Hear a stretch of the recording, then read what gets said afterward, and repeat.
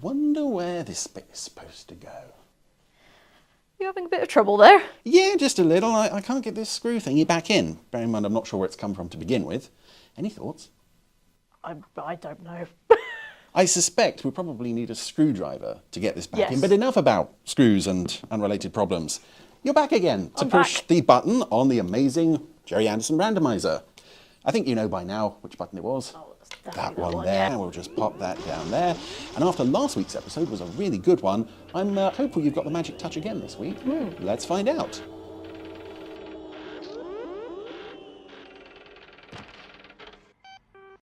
Well, it's not one I remember all that well, but it's Fireball XL5, The Doom Planet. the doomed planet. So let's find out what their problem is.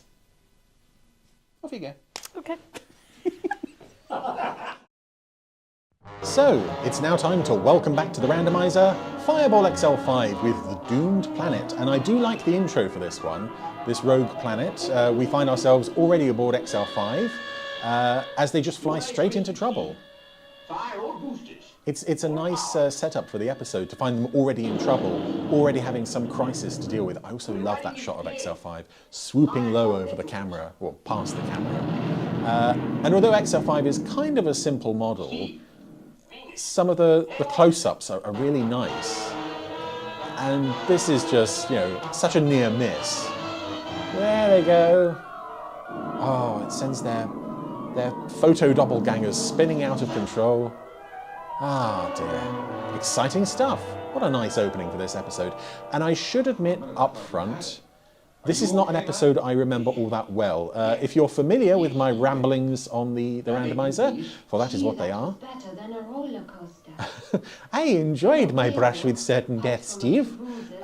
I have a feeling I may have only watched this episode once. Broken orbits, Steve. Because a lot of my experience with XL5 was through the VHSs. I had a couple of ITC home videotapes and a substantial run of episodes recorded off, I think, Central Television.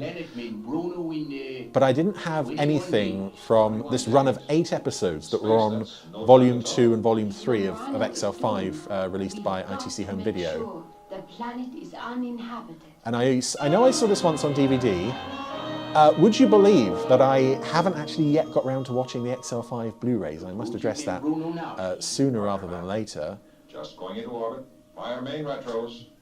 Just going into orbit, everyone's happy. Oh, there's that shot of XL5 going into orbit that I didn't like before in Planet 46. Ready to go. I did like that shot of Robert walking away there, though. Here we go. So, Steve is going for a look around the rogue planet all by himself. As you do.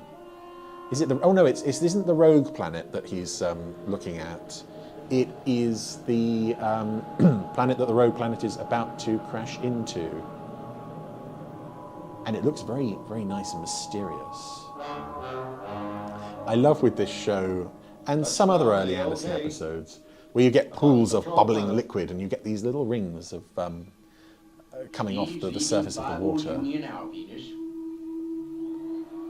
So yes, I am looking forward to seeing how this story unfolds. I remember looking at the video, the VHS that had this episode on in a shop, and I was really intrigued by the mention of flying saucers, for I believe this is that episode. In one sense it's quite unforgivable that I'm talking about the show saying, oh, I've only seen this episode once, when it was just broadcast on national television here in the UK for the first time in about 35 years, just a few weeks ago on Talking Pictures TV, saints that they are. No sign of life, Professor. I've checked out this whole half a mile. I guess you're right, Professor. Yeah, if it's like this here, it's bound to be like this across the whole planet. So, spooky music, spooky atmosphere, spooky setting. Clearly there's nothing here to worry about. So, Steve's going to call it a day. As we've learned recently in Fireball XL5, I think Wings of Danger was another one. If you're investigating a planet, you only really need to allocate about 5 or 10 minutes to that tops. But as we zoom in on a rock or a tree, what are we going to see? A shadow. Oh, with pointy webbed feet. I guess my imagination's playing tricks on me. The place is deserted. Yeah. Okay, Professor. On my way back. I've been to planets before. They're all the same, basically, you know. Oh, what's this? Steve's about to lift off, Venus. Oh, Okay, sorry. Professor. That's Fireball Jr. Okay, I thought for some reason that was like a building or a base or something.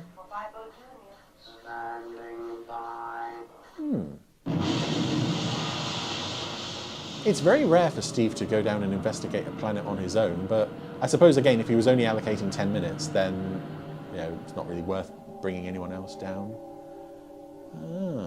This, again, doesn't look like the shot of XL or Fireball Jr. redocking with the main body that I've raved over before, but it does look very close. Roger, Professor. Prepare to receive Fireball Jr., Robert. Oh, I love that clunk sound. So, another planet successfully investigated. We have confirmed there is no life in this, very small part of it. Therefore, there is no life anywhere else. And there it is. There's our first UFO for Fireball XL5. I want to say that this might be a reuse of the flying saucer prop from The Daytime Stood Still. Because really, there's only probably about half a dozen episodes separating those. That was the episode of Supercar where aliens invaded Mike Mercury's mind and gave him a dream about how wonderful he was. That's right. There's no evidence of life. But you did have a feeling that you were being observed. There was at least plant life. Venus. None of your feminine intuition. Let's stick to the facts. And the facts are, Steve investigated for a whole 4 minutes and found absolutely nothing. To worry about. And as men, that's all we need to do to declare the planet uninhabited. On our way home at last.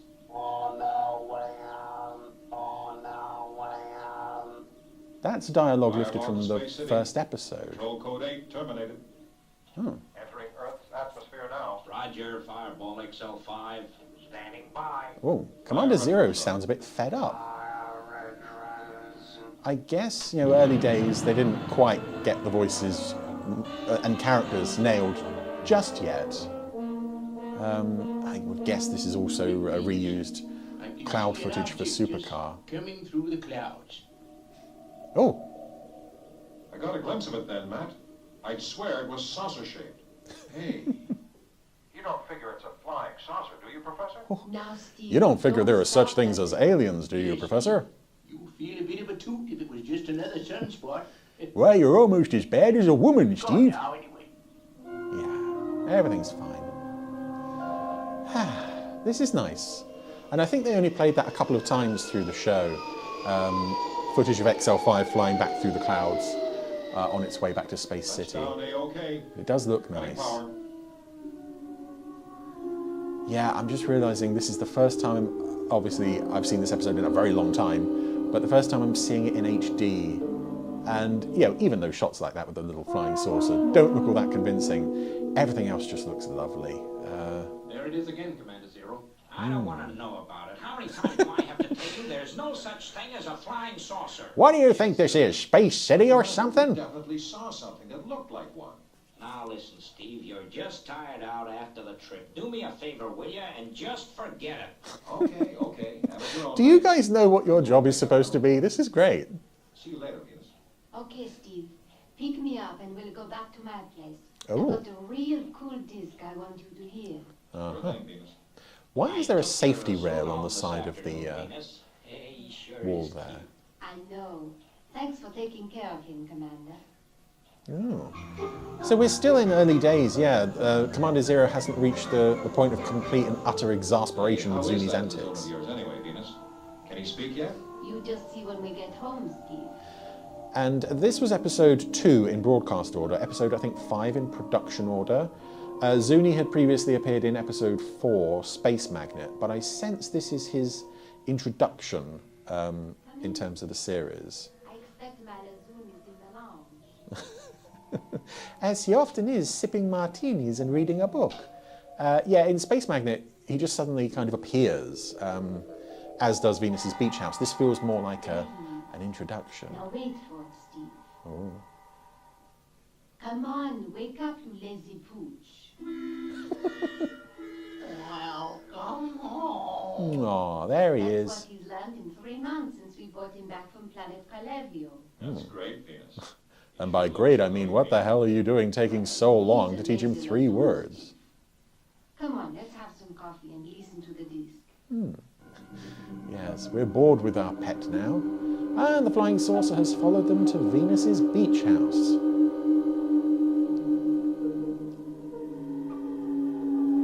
Again, I've got to say, the picture quality on this is just superb. For a 60-year-old series, the visuals, I mean, they hold up anyway in SD, but this HD picture is just gorgeous. Thank you, network. May you rest in peace. Unidentifiable object landed at Attillo Beach, Commander. Attillo Beach? Let's see. That's where Venus has her beach house. Oh, well, it took us quite a while to put the pieces together there. But it is a very cool beach house. I would like a house like this, especially if it plays Barry Gray lounge jazz and real Boss discs. Say, Venus, there's nothing in this cup. What's going on? Well, this is pleasant. And even Zuni likes it. Wow. Yeah, this is a lovely little model set.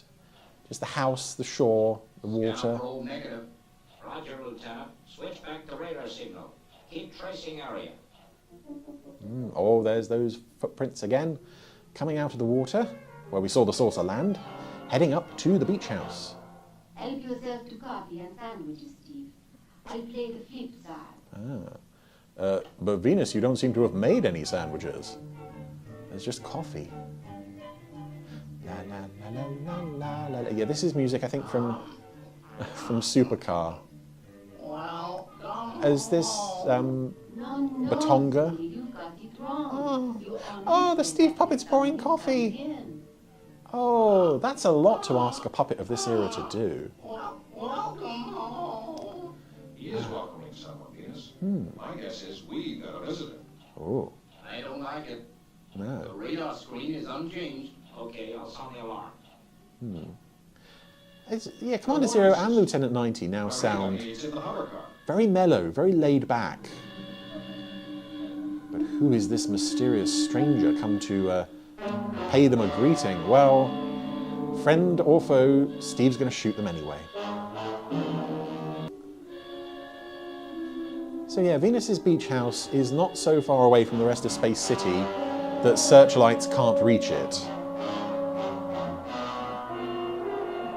I do like the hover car models as well. Hello? Commander Zero. What is happening? We located a strange object near your house, Venus. But it's definitely not a UFO, Venus, so don't even mention that. Steve's on the hunt for a visitor. They are really building up the menace factor with this. Find anything, Steve? No, Just you. there's someone or something here, all right. Your Lazoon is not so dumb as he looks. Oh, but I am Steve. Oh, yes. And actually, considering all the horror stories that I've heard over the years about Derek Medding's frustration with making the UFOs in UFO spin, this is quite a convincing spinning effect for this prop. I know you'll think I'm tooting, Commander Zero, but I've just seen a flying saucer. We know, Steve. We're getting a radio fix on it now. It's an interesting and previously undiscovered scientific phenomenon. I know. Thanks, Commander. Come on, Venus. We're going to track that saucer. Oh. Yeah, okay. Ah, now that's interesting because at the very end of that launch, oh gosh, this is a very poorly planned shot. Just at the end of that shot, as XL5 comes off the launch ramp, you just see it start to fall. because that's footage from Plant Man from Space, which is either the next episode or the previous episode to this one. It's stopping to make sure they don't get lost along the way. Come on, keep up. Stand by to release interceptors if necessary. Rocket Steve. Coming into range. Now. Yeah, Steve still wants to have the option of blowing something up. Yes, I love this shot where it just keeps stopping to make sure XL5 doesn't get lost, because it knows what intelligence level the crew is operating at. That it took Zuni of all people to recognise that there was someone outside the beach house. We're approaching a planet, Professor.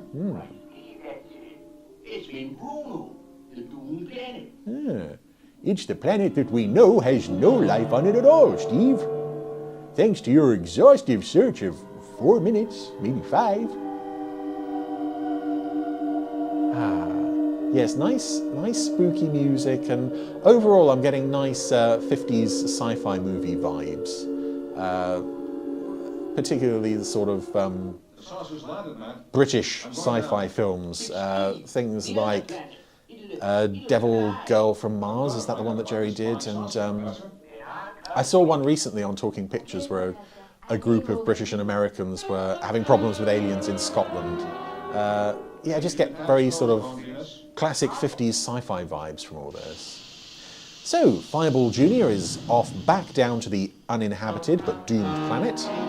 This time Matt and Robert get to come along. They leave Venus up there all by herself. They may come to regret that later. Watch your step, Matt. We don't know what's waiting for us out there. But, well, if only someone had been here and carried out a survey, Matt. The saucer's open, Matt. Yes, Steve, but I don't see anyone. I really want to shoot something, Steve. Ah, here's an old man. Yes, I think this is probably why when I was reading the back of the tape for Fireball XL5 Volume 2 in that shop many decades ago, the brief summary of the plot on the back of the box was, I think, more interesting to me than Don't move or we fire. this actual episode of just He doesn't seem to hear you, Steve. an old man in trouble. Wait, he's pointing at something. What is it, Matt? What is it, boy? Bring the robot out of your spaceship. Did you hear that, Matt? The voice is coming from the direction of Fireball Jr. I'll play along with him. Get Robert. Now, you stand quite still until Steve Zodiac gets back. There's nobody in this universe we can't Be threaten. alarmed, Earthmen. Put away your weapon. No, this is a He's nice speaking idea. through Robert. Yeah, I am it's quite effective. transferring my thoughts to the robot, Steve Zodiac. We are of superior intelligence and have been observing your planet Earth for years.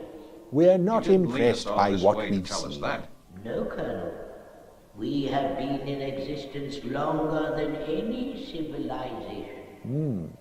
We And how have many learned is we the in this futility instance? of war. Yes, there's that shot from the beginning of the episode again. It's still quite an impressive I shot. know, Steve Zodiac. I watched you. But you did such a terrible job that it was almost not worth you It is bothering. a reverse pattern to your own Earth. You are good people. Please Good, if destroy limited. the moving planet with your powerful missiles. And I love We'll be happy to this. help you, old fella. I guess it's in a good cause. Let's go, Professor. I instantly trust you, old man. There is no way that the other planet could have any intelligent life on it. I'm not even going to bother running a survey on that one. Clunk. Oh, I love that sound. Here we go. There it is. Stand by with interceptor once. Not even going to attempt to ascertain if there's any life on that planet. And it could so easily be a twist in the story of, oh, they told you that our planet is going to crash into them. Well, that's because they knocked our planet off in a war decades ago, and we're in an even worse situation than they are. Guidance system UHF. 10 seconds. 10 seconds, Steve. That's more reused dialogue from the first episode. 6 seconds. 5, 4, 3, 2, 1, 0, and go. More reused dialogue from the first episode. I get that it's economical to not have to have the actors record more dialogue if you can just reuse old stuff. What would happen if we fired But 3 producers at once, it's Matt? strange that they're reusing dialogue so early in the show's run. Good, Steve. It's worth a try. Especially as this is the second episode in broadcast order. Standing by. 5 seconds. So, we're trying to blow up the rogue planet. Are you going to reuse that line again? It's the same dialogue. Right, let's just Interceptors flying on target. keep nuking the thing. The planet is a ball of fire. Hooray! Oh, I'm picking up a distress call, Steve. It's from that planet over there. Steve, if it doesn't burn itself out soon, we really will be a fire. Maybe we should have thought about this more carefully, Steve. Wow. Very tense. Some interesting close-ups. Maybe move out of the way? I don't know.